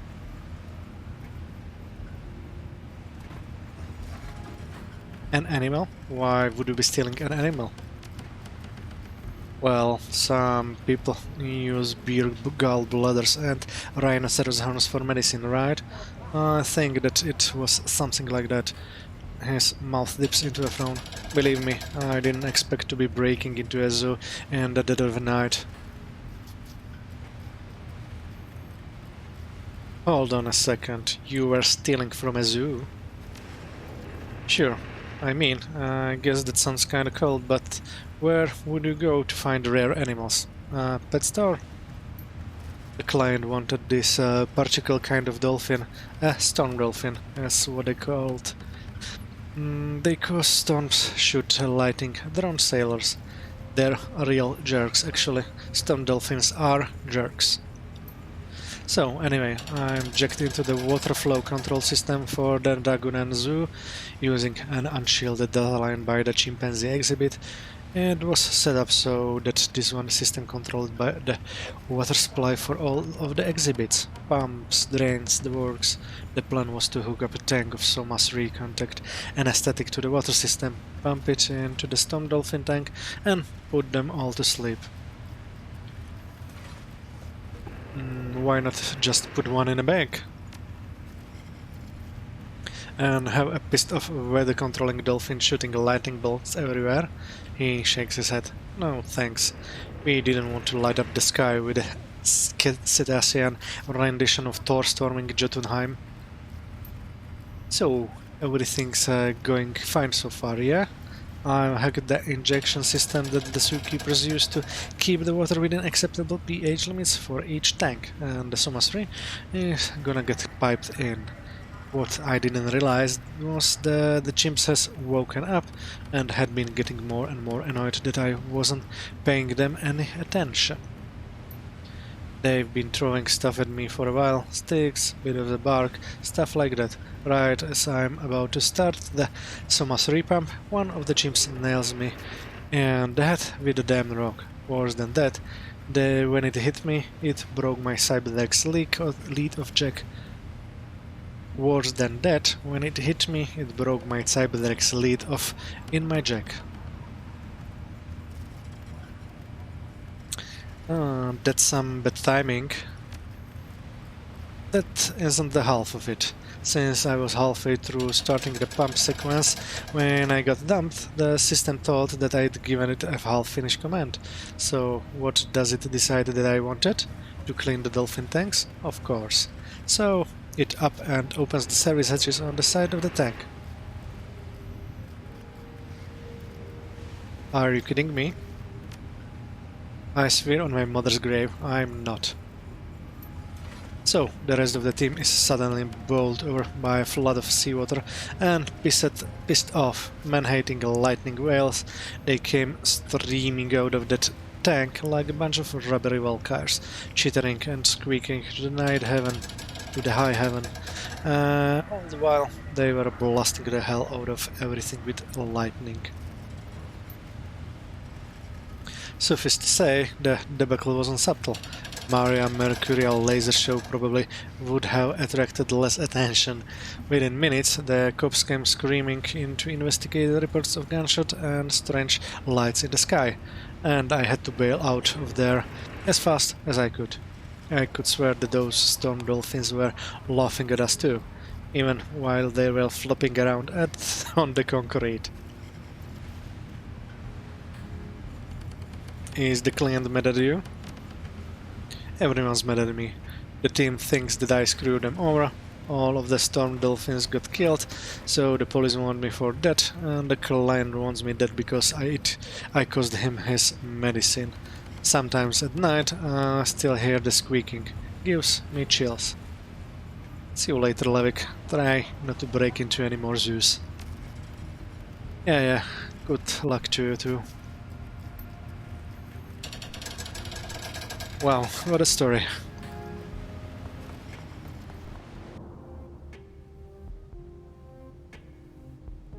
Oh, 2 machines in medical trailer. What a change from Ambrose.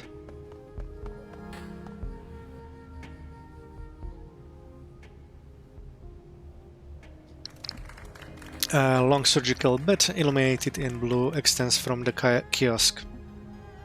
At the foot of the machine rests a bright digital interface accompanied by the universal medical symbol.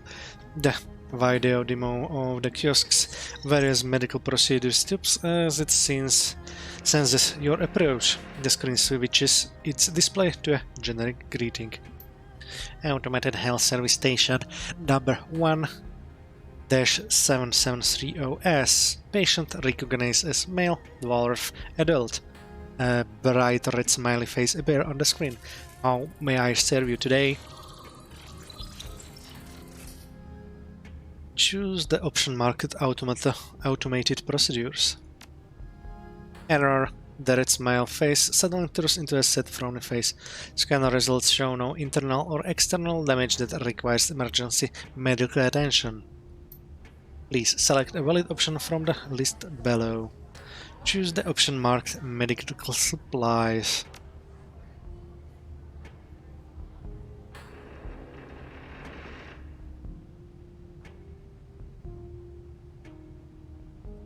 Okay, same old stuff. As always. Let's check the cyberware machine. A massive titanium chamber with wire-reinforced windows looms over you. The machine itself is cold to the touch. The chill seems to be emanating from the assembly area within. To the right of the machine, a holographic display provides a 3D view of the cyberware packages that are available for installation. With a crackle, a pre-recorded message plays. Welcome to Warehouse, a product of Cryogen Incorporated. Please select your desired service. Browse the kiosk selection of cyberware. So, anything new?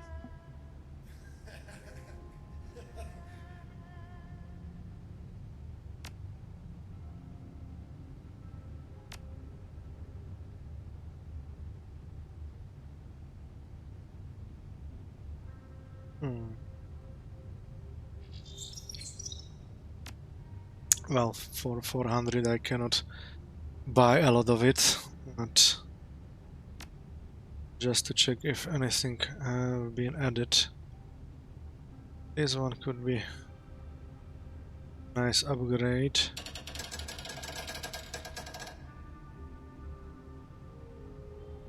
Or this one. We'll see about it. And Lex.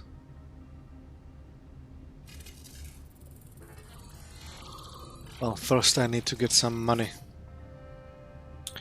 Useless to watch it.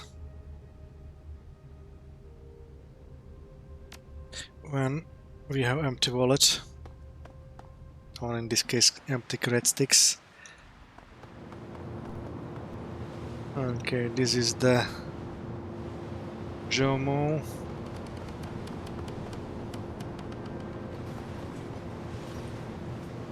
Something I can do for you, runner. You have a name? Leung. Sergeant Maria Leung. There's a story to go along with that name. My parents gave it to me the old-fashioned way. They liked traditions. Runners have traditions of their own. They choose their street names. Mine's Memo. That explains a lot. Leung clears her throat. That's all you wanted to ask me? I have to go. She nods. Back to it. Not very chatty.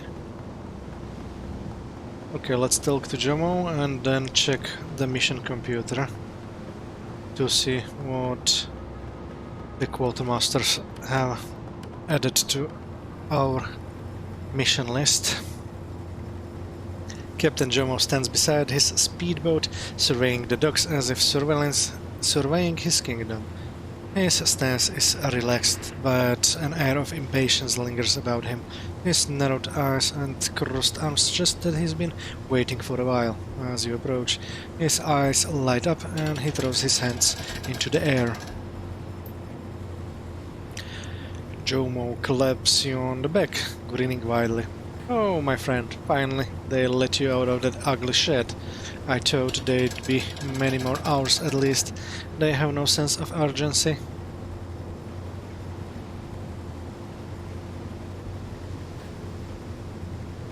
I'm shocked. I never thought a professional smuggler like you would get picked up by the police. He puffs off out of his chest indignantly. You insult me. Jomo is too slippery to be by far to be snared by policeman's hook. I'm here because they paid me for the privilege the same as any other client.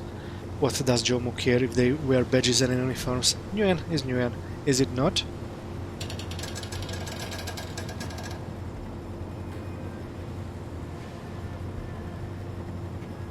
Well, if there's anyone who can smuggle me onto a police station's dock, you can. Of course I can. There isn't a place in Hong Kong I can get cargo into or out of, and if that cargo is heavily armed, irritable and willing to do violence to defend my boat, well, so much the better, I say. So, my friend, how can Jomo assist you? Do you need a ride someplace? If so, say the word and we will be off like a typhoon. He lowers his voice to a conspiratorial whisper. Or perhaps you're interested in contraband goods of the sort that your uninformed allies will not provide. Uniformed allies will not provide. I have all manner of unusual things for sale, if you have the new yen.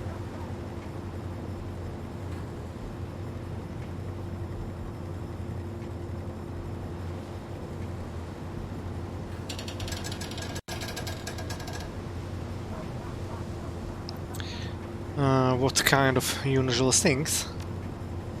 Drugs, illicit software, even one-of-a-kind SIM chips, you name it, and Jomo can deliver, the Orgwink said you in a knowing fashion.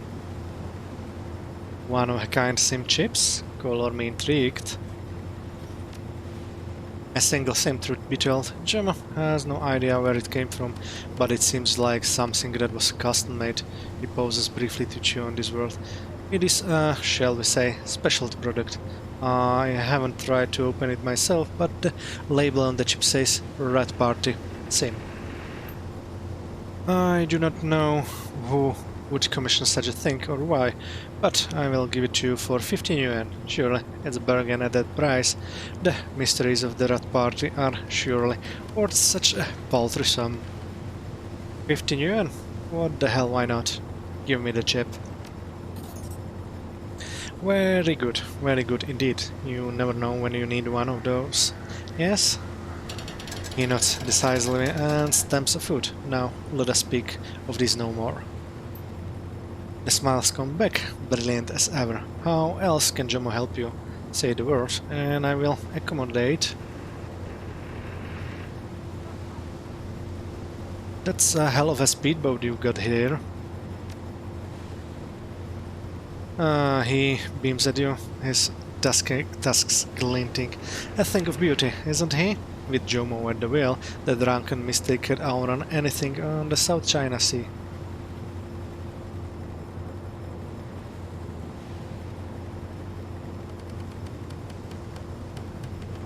Drunken mistake, huh? How'd she get her name? Well, her former owner was a Fuji executive, a bloated canker of a man, drunk on a power and British gin. Captain Jomo barks with laughter. He took this fine vessel on a one-man pleasure cruise, blundered into Loho-Joa waters, and stalled her out. I came upon him, drifting helplessly, crying for help against the roar of an uncaring sea.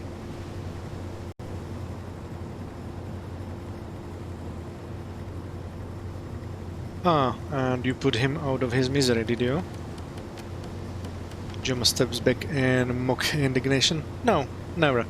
Jomo is not so heartless as to kill so pitiful specimen. Nay, if he can be said to have a fault, it is his bountiful compassion and generosity. I helped the poor soul into my sturdy seaworthy dinghy. Then I crossed over to the beautiful machine that you see, restarted her engines, and the rest is history. I named my prize the drunken mistake to commemorate that fateful day, and as a salute to her former owner, Jomo places a hand on his heart.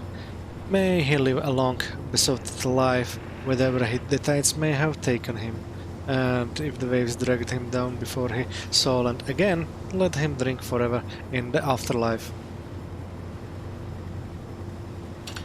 The Scenery Inspector said that you were looking for me earlier. What's on your mind? Of course. I have a friend with a bit of a problem. His problem involves a family member, megacorporations, and stubborn guards with guns. He asked if I could handle it, but I'm a smuggler, not a Shadowrunner. You, however, would fit the bill nicely. I don't want to repeat the details here. The police don't need to know. Jomo slips the PDA out of his pocket and taps at it. Here, I send you the details. It should be in your computer already. Look it over. Let me know if you're interested in the job. Let's see what you're selling, Jomo. Okay. Weapons. Mala. Ardent Phoenix looks nice. Cyberdex. Well, I need to get my hands on this one at some point. Consumables and programs. I have most of the best.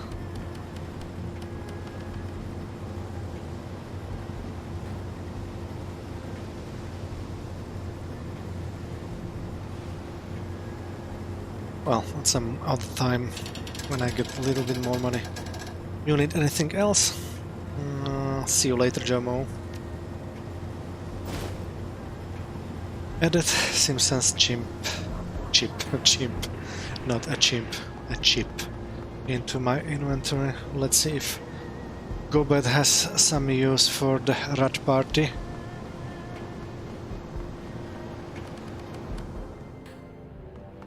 And then we can check this mission computer.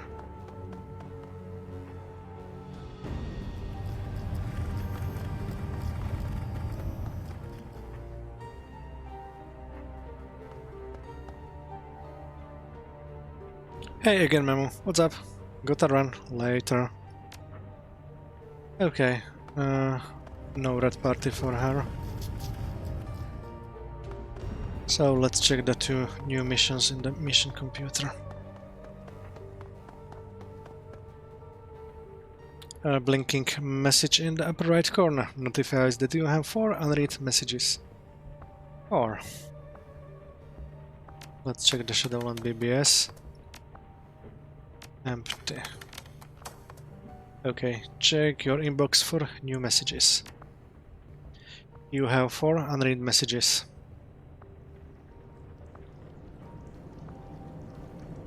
Undersea lab job. From Sergeant Lee to Memo. Undersea lab job. Hey, good to see you. Good to see you're interested in my proposal, my friend. The one with the problem is named Meng Kai Xiu. He's been infected with a disease and he thinks it was done deliberately. Here, I've attached the video message he sent me. His conditions is worsening by the day, so I'd really appreciate if you could help him out. He's fairly high up in Monobe International. He's got a lot of money and he needs some heavy-hitting freelancers to help him out. So I figure it would be right up your alley. An elder man with a sickly pallor sits down in front of the camera and coughs several times. A series of intravenous lines have been attached to his arms, and a pair of respirator tubes snakes into his nose. When he speaks, his voice is querulous and has a breathless quality to it. Lee, I know that this is a lot to ask, but I don't have anywhere else to turn. I'm dying, Lee. The bastards at Shireways did this to me. I don't know how, but they got someone close enough to me and infected me with some kind of experimental bioagent. One of his best researchers are working around the clock, but ordinary treatments aren't cutting it. They figure they'll be able to synthesize a cure in 6 or 7 months, but I've only got about 1. The doctors tell me that they need to create a line of monoclonal antibodies to fight this thing. Luckily for me, I know where one is. The Shireways bastard that did this have been in contact with me. They said that they'd give me doses of the treatment, just enough to keep me alive, but not enough to kill all of the virus. All I have to do is sell out Monobe, give them insider information on our project. Meng pounds fist into the armrest of his chair, doubling over with wrecking coughs. To hell with that. They want to play with fire, so be it. I need you to use your contacts. Find me some goddamn mercenaries. Not just any mercenaries, either. I paid top dollar and I want the best. You hear me? Monobest Information Warfare teams have tracked the probable location of the germ warfare lab that this goddamn disease came from. It's some undersea place out in Gao-Mei-Hoi, codenamed Namazu. It's totally unlisted, and that means only one thing: illegal research. The mercenaries need to get into that lab, find the gen warfare section, and get me the monoclonal antibodies that I need to live. Don't worry about getting down there. I'll loan you a mini-sap. Our security techs assure me that they can blank the facility's sensor grid for just long enough to get a team inside. I don't care how our contractors go about acquiring the cure, so long as they get it to me quickly. If they want to be quiet little mice, great. If they feel like blowing the whole facility apart, I'm fine with that too. Just get me that goddamn cure. Let me know when you've found somebody. So, there you go. His family and mine have been friends for a long time, but there's no way that I can help him with directly on this one. This is Shireways we're talking about here. They hold a seat on the executive council. They pay my salary, albeit indirectly. Let me know when you decide what to do. Lee. Take the run. From Sergeant Lee to Bamu, undersea lab job. If you're reading this, you elected to take this job.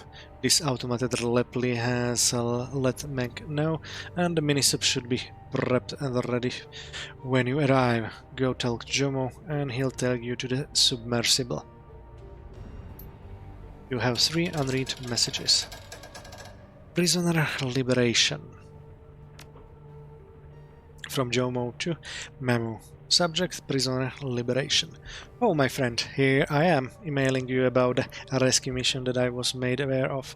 It's mega haste of epic proportions, run on one of the most elite corporate residences and offices in all of the free enterprise zone.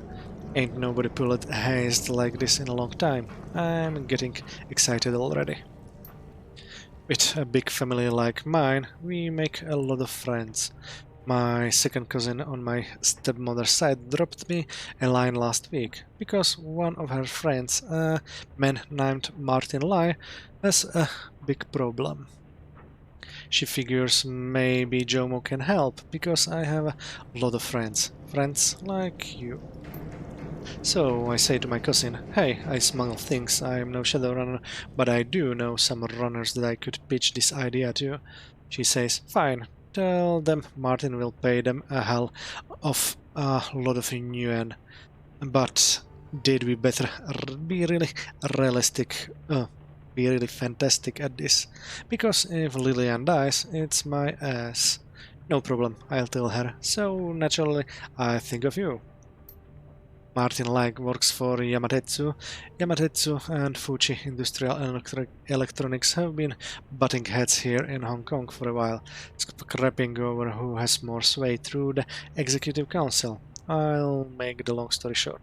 Martin makes problems for Fuji, so Fuji kidnaps Martin's niece Lillian. They're holding Lillian Lai in a penthouse at their headquarters here in the FEZ, Icon Tower. Big black skyscraper in Central. Can't miss it. It's a simple job, but probably not easy. Martin can't get his Yamatetsu soldiers inside Icon without starting a corporate war, which is why we need outside help. Somebody deniable that no one will miss if they die horribly. You, my friend. He can loan us 2 advantages, though: a small helicopter and a virus his had planted in Icon's perimeter defense systems. My plan is this: we go in via the helipad on the roof and have Martin's virus turn off the anti-air defenses. You and your team work fast. Get down to the penthouse and rescue Martin's niece. Rush your ass back to the roof and we all fly out.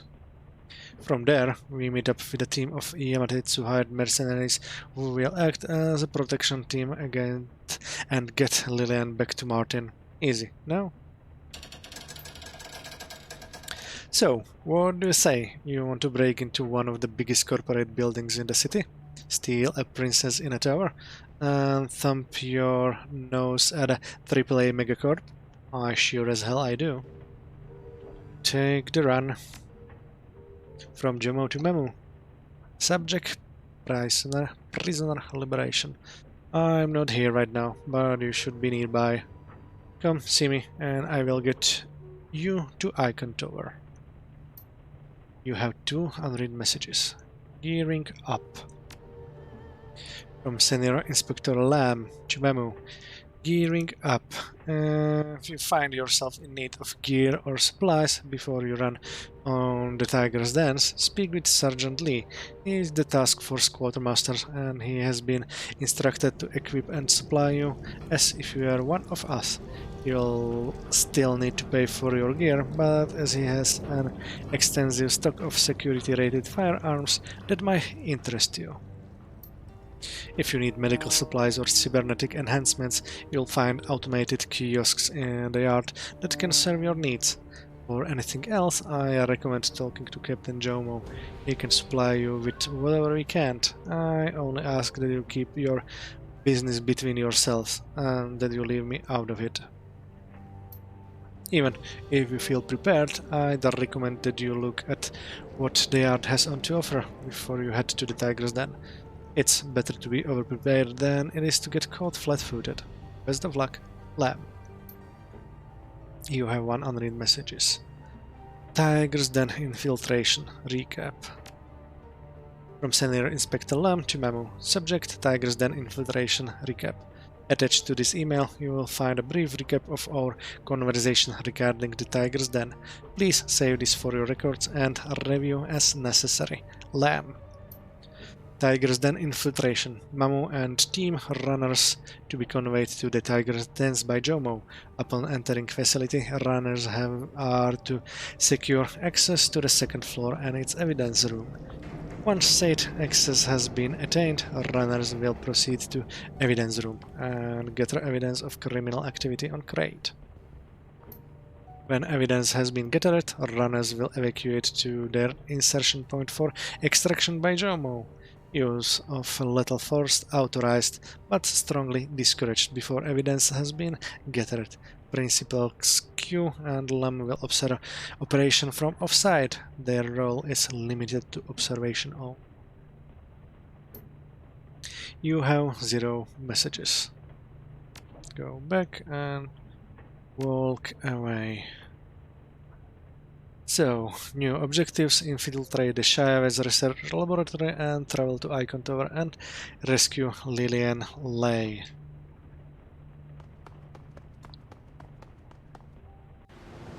Okay, so first thing first, I think the best thing is to do the Jomo's job first. So let's do that. Hello again, my friend. What do you need? A ride somewhere? Perhaps some drugs or software? Ask and Jomo will make it so. Let's go to solve your friend's family problem. Go to Icon Tower. Okay, the party. Go bet. Duncan. Interested. I could get these guys from before. I would love to use mage sometimes, but he's too expensive.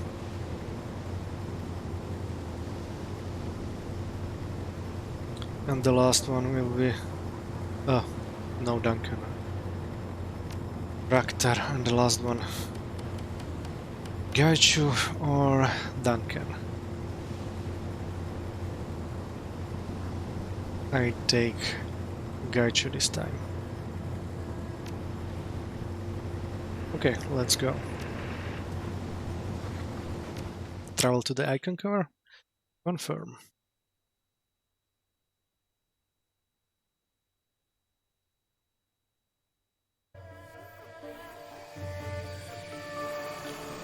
And that's it for the second Shadowrun Hong Kong Extended Edition bonus campaign episode, and we landed in some secret HKPF base, and we got offered a job to find information about corrupt cop.